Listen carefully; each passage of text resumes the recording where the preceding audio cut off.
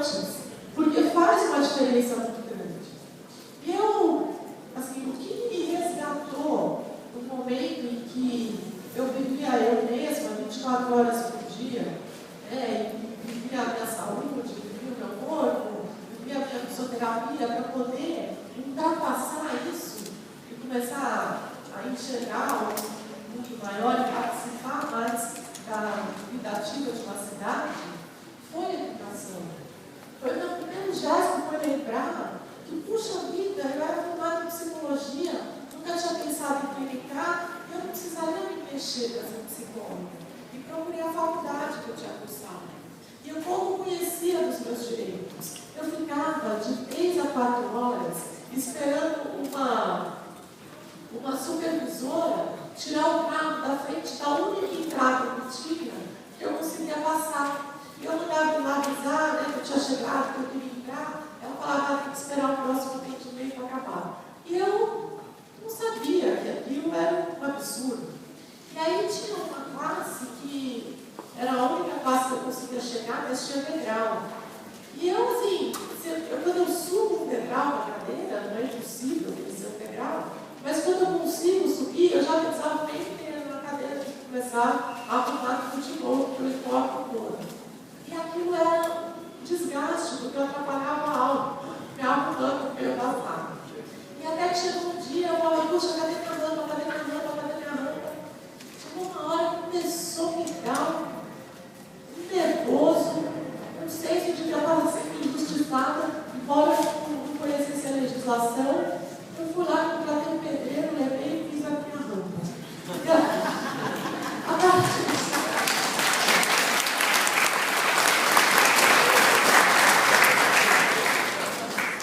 Aí, cheio de gente da faculdade falando, nossa, você não pode fazer isso. Eu posso. Eu vou fazer e a partir daquele momento eu comecei a querer entender, quais eram os meus direitos. E hoje, assim, eu me emociono de poder participar da Comissão de Educação da Câmara Federal, e trabalhar pela educação das pessoas, porque foi lá dentro da faculdade que eu consegui resgatar a cidadania. Eu consegui parar de prestar atenção em mim para ouvir o outro. Eu consegui passar por um ritual de passagem que hoje é peça fundamental do trabalho que eu faço. Então, assim, eu não abro mão de lutarmos por uma educação que contemple a todos, que contemple aquele que tem um pouco mais de facilidade, que contemple aquele que tem muita dificuldade, que contemple aquele autista não verbal, que se automutila muitas vezes e está totalmente distante do convívio social, porque tem educação para ele. E a gente tem que lembrar quem são as mães dos nossos alunos, porque muitas vezes temos mães aguerridas que vão na escola, que brigam pelas matrículas, que falam, não vou tirar meu filho daqui. Mas tem outras mães que talvez não tenham toda a informação, não tenham toda essa força. E a gente tem que pensar em todas elas na hora de prover uma educação de qualidade nos pais. É isso que a gente muito precisa. Eu li hoje na notícia que essas foram realmente, se isso for para frente, uma notícia campeã para a gente. Mas que o Supremo Tribunal Federal acabou de deliberar que o BPC, que o benefício de prestação continuada, aquele onde soma, a soma dos familiares, per capita não pode ultrapassar o salário mínimo, que esse valor é inconstitucional.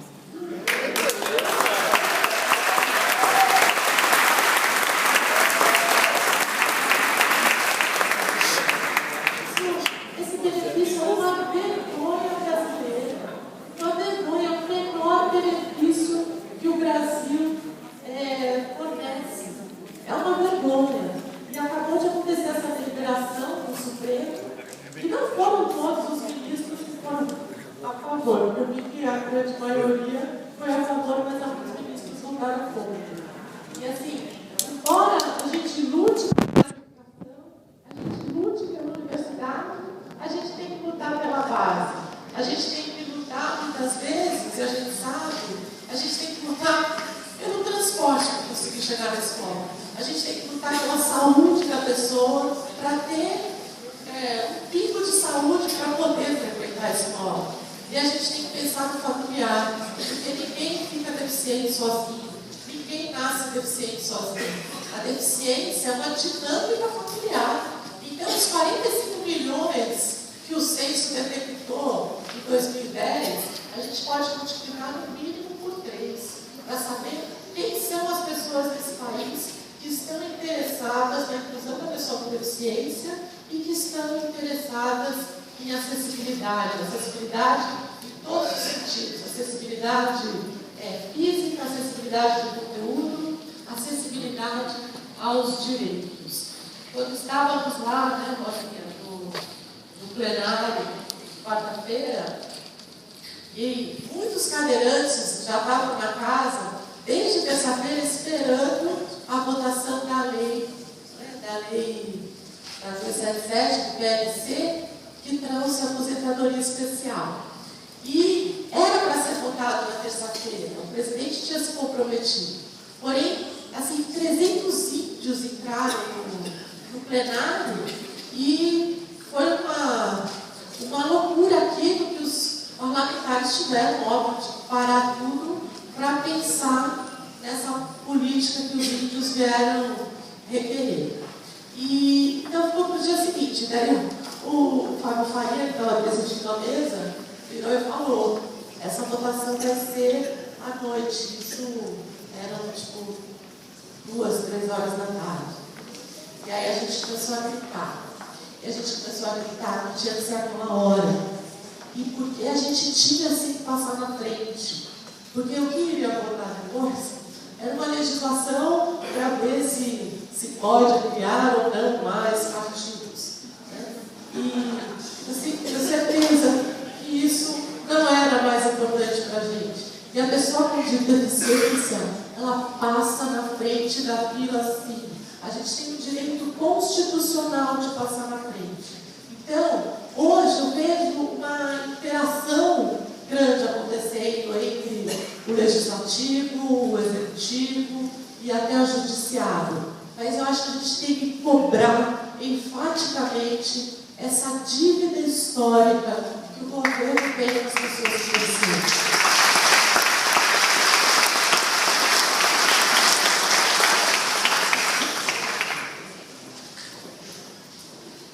Para terminar, eu acho que assim, uma questão muito importante que eu vejo no trabalho legislativo, porque a gente tem várias ferramentas, projeto de lei, colocar emendas em outros projetos.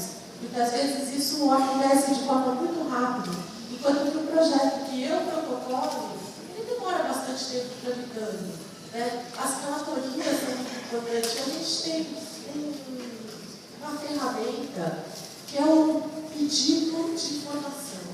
Quando a gente faz o pedido de informação para o Ministério, que é um pedido direcionado ao ministro, ele tem que responder. Então é muito importante que vocês saibam disso, porque essas informações que a gente precisa, elas vêm da população. Às vezes a gente fica um pouco distante lá em Brasília, né? Mas a gente está trabalhando pela demanda da sociedade. Então, assim, é muito importante que vocês nos solicitem, que vocês nos questionem, porque através desse questionamento a gente pode questionar os ministros. E isso vai fazer com certeza, entendeu? Que o ministro reflita, que o ministro repense sobre muita política, ou que nos dê informações que a gente não tinha.